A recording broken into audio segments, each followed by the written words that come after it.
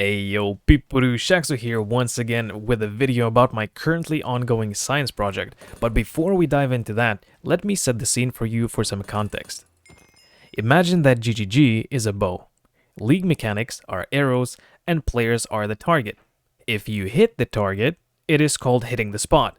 The target is happy, the bow is happy. Now, if you hit the center of the target, so in that context, 3.19 Lake of Kalandra has been shot with such magnificently elegant maneuverability, its trajectory-changing property was used with extremely adequate efficiency to the point where it seems that the target has maxed out their evasion stat. Or in short, I have tested it and I don't like it. I don't like it. It's shit. So I had to take matters into my own hands, and let me introduce you to my new best friend, Delve. Delve brought light in the darkest hour. It brought joy, a reason and purpose to keep grinding, keep pushing my character further beyond. Also, if you would investigate a bit, you would notice a common side effect of Delve enjoyers. They have currency, and me being somewhat of a scientist myself, I came up with a science project, Delve Depth Testing. The goal is to explore 100 city clusters while grabbing all the valuable fossils in sight, yoinking lunch money from Delve bosses, and then comparing banana sizes with other monkeys. The project starts out at 300 depth, where loot starts to be decent, and repeating the same process every 100 depth until my character can no longer do science. Alright, there's the intro, let's dive into it. Like and subscribe. So here I am after the first initial stage of that project. I completed the 100 cities at depth 300. Hopefully there are some Delve enjoyers or just curious people that this information would be helpful and interesting, right? So let's dive into it. So first of all, let's start with the Azurite. As you can see, I have a lot of Azurite. And I did buy the last upgrade here, which was 55,000. It gives me a bit more sulphite capacity so I can delve for a longer amount of time. It doesn't change anything except for the fact that I can delve longer, but I have to map longer to get more sulphite, right? So it doesn't really change anything, but the flow doesn't get interrupted for a longer amount of time. So that's nice. And well, apart from that, this Azurite is gonna be a lot of money because every 300 Azurite is like 2 chaos. So that's more than 20 divines in Azurite just from traveling. I wasn't targeting them, really not necessary. So basically, let's jump into the loot. So first things first, bosses, right? Let's pull up. Okay, I guess the first thing is the Sulphite. So it cost me roughly 20 Sulphite tanks at capacity of 55,000, right? So before the upgrade, I did this first project step without the upgrade. And this is a total of 1.1 million sulphite. And you would think this is a very intimidating big number, but it's really not because sulphite is very cheap. I can show you what I was doing. So I was doing just sacrifice fragments and then a rusted sulphite scarab. So this all right here per map, this is like 1 chaos. This is 1 to 2 chaos, maybe 2, right? Like if you get big bulk sales for kind of like a bad price. Let's say this is 2 chaos, and then the map is, well, it's a natural tier 16, so you can horizon orb from any tier 16 maps into this map, and it really doesn't cost much. So you just, if you want to, you can buy maps, but you really don't need to do that because Delve provides with a lot of maps, plenty of maps. So also horizon orbs. I think I did buy like 1 divine worth of horizon orbs, but I've been kind of sustaining ever since. So this is very nice as well, right? Like a nice thing.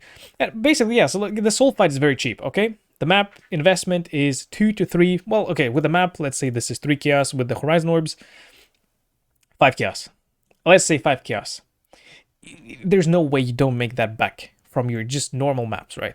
So there's that, right? Okay, so that out of the way, let's look deeper. So the profit that I got in total was 153 divines, which equals to roughly 5 divines per hour. Now, this is not amazing, this is not game breaking, right? But it's a steady amount of income, and it was more than 5 divines per hour, but I am running a very fast build, right?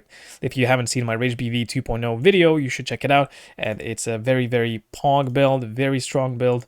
Especially when you pump in more currency. Like, I haven't made a video about this current setup that I'm running with Mage Blood and stuff. It's fast, it's good, it's very nice. Okay, so the boss lead. this is one of the big chunks of loot, right? This is 42 divines of loot, and I'm not including the RNG spike that I got. So what I got was a double accuracy per frenzy ring, and that's all for 69 divines almost instantly. Okay, it wasn't instant, it's like after an hour of being listed, and that is still very quick. So I probably could have gotten a bit more, but I really don't care about. I mean, I was happy with 69 divines, right? Let's be real, like 69 divines out of nowhere, it's pretty good money for me. If it was, triple accuracy, then sure, I would want to min-max the value a bit more, but it was double accuracy per frenzy and then duration per frenzy, so it wasn't really an amazing ring, right? So 69 I was very happy with. Right, but that aside, the loot that we got, primarily, as you can see here, the biggest chunk of loot is from the deadly end fragments that drop from the yellow architect. I didn't get any maps that dropped there, but it's also like 5 to 6 divines for the architect, Doriani's Machinarium, I think it's called. Right, so that's also a possibility for the loot. But I'm not including any of the rings. Okay, so these rings, okay.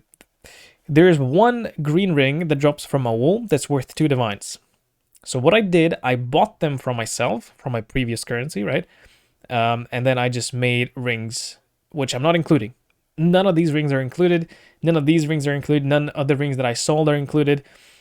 But you can hit very big bank here, okay? You can lose money, and I lost money on pretty much all of them except for the one that sold for 69 mirrors. Mirrors. Oh my god. Yeah, I wish 69 mirrors. Yeah. 69 divines. So basically 2 divines each. Then I dropped 2 amulets from Owl.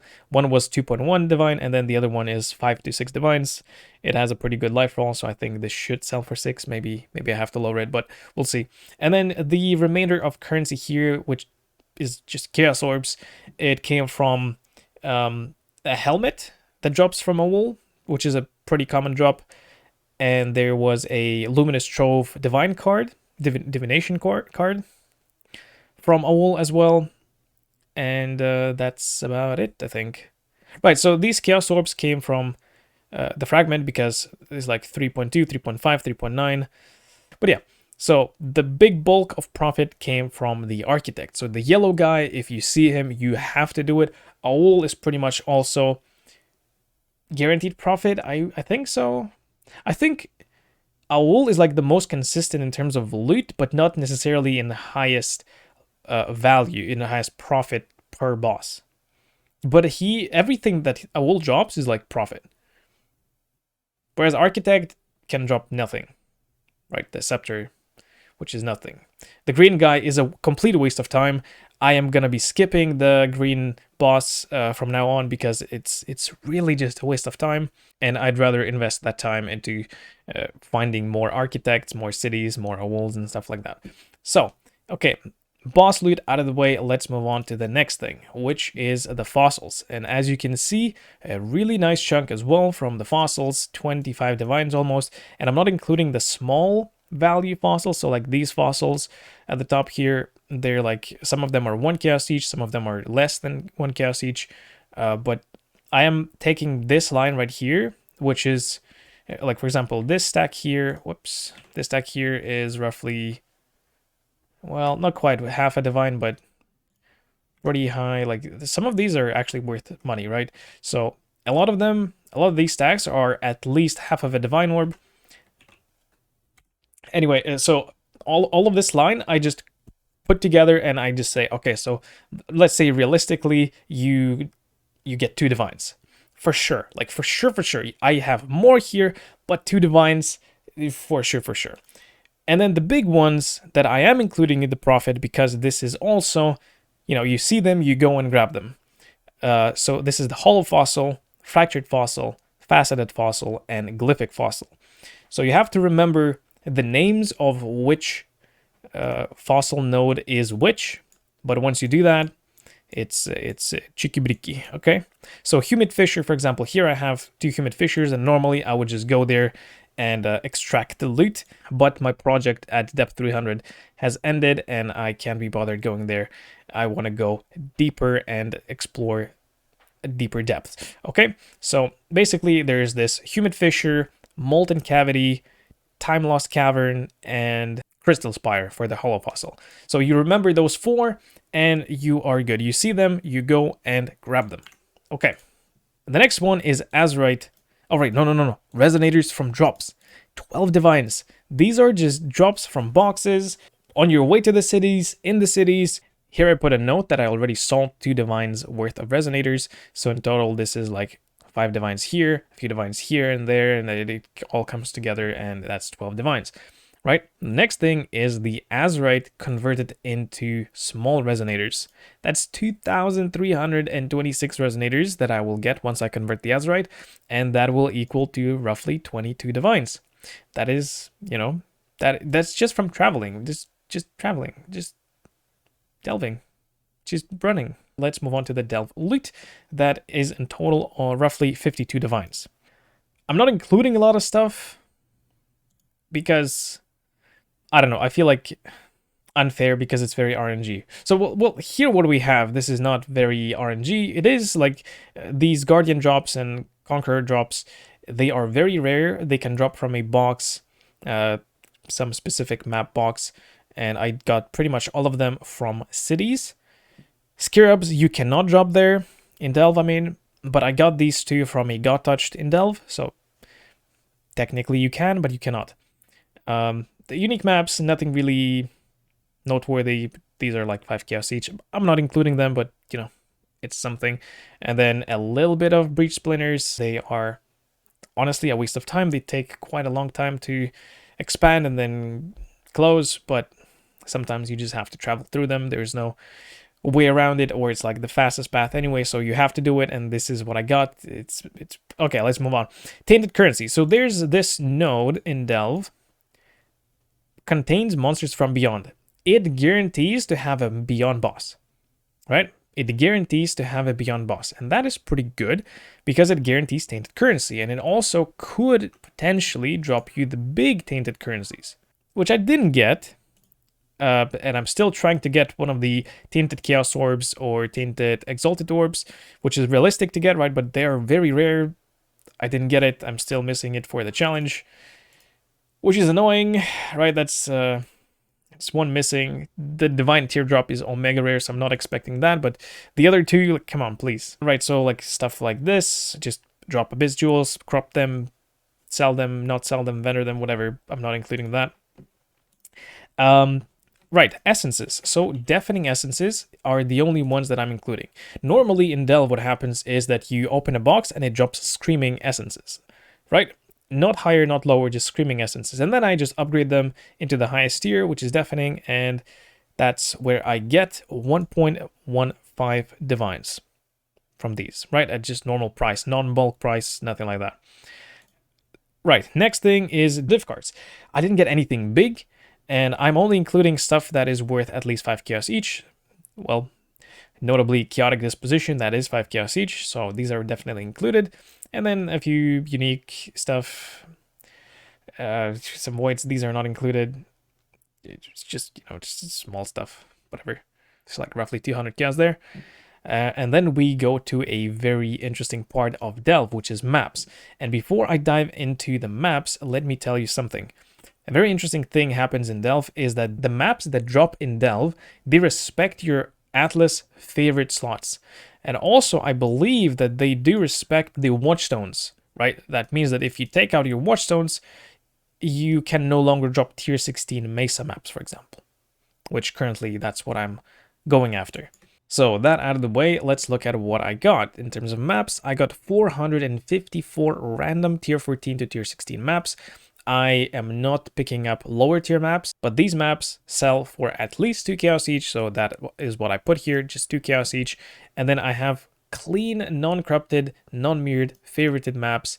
And tier 16, in terms of tier 16, I got 210 favorited maps, which is, you know, a lot of maps. And then the interesting thing about Mesa maps is that it has a natural tier 14, and then I convert it into tier 16 with watchstones. But then if it drops tier 14 maps in Delve, because I have it favorited to Mesa, it converts most of those maps, or well, you know, a portion of those maps into Mesa maps, and that is a lot of money as well. So that's very nice, very cool interaction that I didn't really figure out until later in this project. So I might have had more than this amount, but it is what it is. They're selling 6 chaos each. This is really good profit, right? And now I sold 2 divines worth of tier 16 mesas for 8 chaos each. That's also very nice money, but I just for the sake of the argument that not necessarily they will serve for that much. I mean, I've sold some maps for 10 chaos each, for 20 chaos each, but you know, that's really rare to happen and unrealistic. But I did have some strands here in my 20 chaos tab because I ran out of space, and yeah, there was someone that wanted to buy them and bought them. So interesting. But yeah, anyway, let's move on to the next thing. Maps out of the way, right? I got a bunch of maps, sold a bunch of maps already, and then we go to the currency, which is not really, I don't have anything to show. I mean, like my currency tab here, it's combined from this project and from before, but as you can see, like I have a bunch of small currencies. Look at my sextants. So okay, anyway, let's look at the list here, and I got raw drops. Divines, 10 divines. That's pretty good, right? It's like 1 per every 10 cities explored. It's okay. A bunch of chaos orbs, a lot of sextants, Val orbs. Okay, so Val orbs don't really drop much in maps anymore, right? I definitely felt a nerf in Val orb drops in maps this league, and this, like once I started going into Delve, all of my problems disappeared, and I started selling them for divines and making stonks. So Delve is a good source of Val orbs if that's, you know, something of interest to know for SSF or something like that. This is good to know. Right, then we got a bunch of other stuff, a bunch. I'm picking up only stacks of currency, not really picking up like individual jewel orbs or chance orbs or stuff like that. Right, just stacks pretty much, like from 2. That's a stack already, right? So, but yeah, I'm not picking up 6 sockets as well. That would be a lot more jewelers if I would be picking up and vendoring 6 sockets, but I didn't do that because I value quality of life, and I think I'll make more money by just getting more bosses rather than getting more jewelers, right? So anyway, a bunch of stuff, a bunch of chromatics, a bunch of scours, lab offerings, right? So some people might look at this and say, hey, wait a minute, what is this value, right? So normally lab offerings are not valued highly. They're like 1 chaos each, right? Maybe even less than 1 chaos. But if there's a good lab day, and by good lab day, I mean, in lab, if there's this challenge for the endgame grind, right? You need to kill 100 Argus mini bosses in Labyrinth.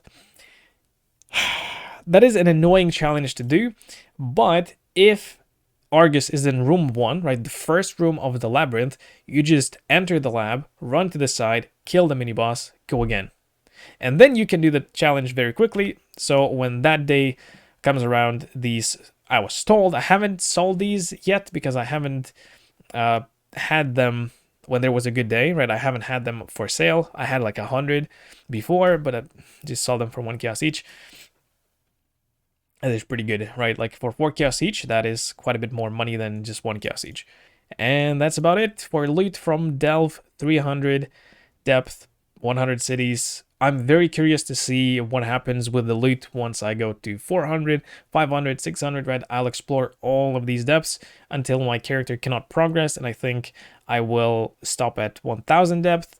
Maybe I can push further, but very unlikely because then the damage becomes a bit too one-shotty, right? I might have the damage now that I push the character, but I might not have the survivability to withstand the damage that is juicing out of everywhere, right? Because I'm pretty much, this is like a melee character, even though I have a lot of AoE, it's still like I don't have any freeze in the build, I don't have range, I just have to be there.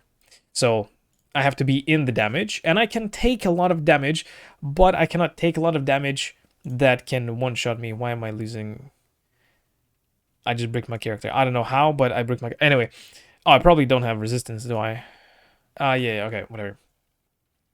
I took off my flasks, and I'm a Mage Blood build. I became dependent on this ungodly belt. But yeah, okay, anyway, before I start digressing too much, I'm having a blast. Delve is very cool, very interesting. I know there are some haters. I know that some people don't like it, but if you like Delve, it's definitely worth giving a shot, especially when the league mechanic is not the best and it's not really keeping you hooked on the game, right? Delve is a very, very nice mechanic to just dive in, explore, find cool stuff, find cool boss fights, because I think, in my opinion, the boss fights in Delve are the coolest boss fights in the game. I think so. They're nice. They're just nice, okay? And you get to fight them quite frequently, so it feels good as well. And they give loot. Not like some uber bosses that drop nothing, even if you kill 10 of them. They give you shit. Here, you kill 10, you will be guaranteed to get something good. Well, not the green guy. Okay, the green guy is like the uber bosses. They just like drop nothing. Sometimes, well, no, actually, it's even worse than uber bosses, because uber bosses can okay, basically, anyway, catch you in the next one.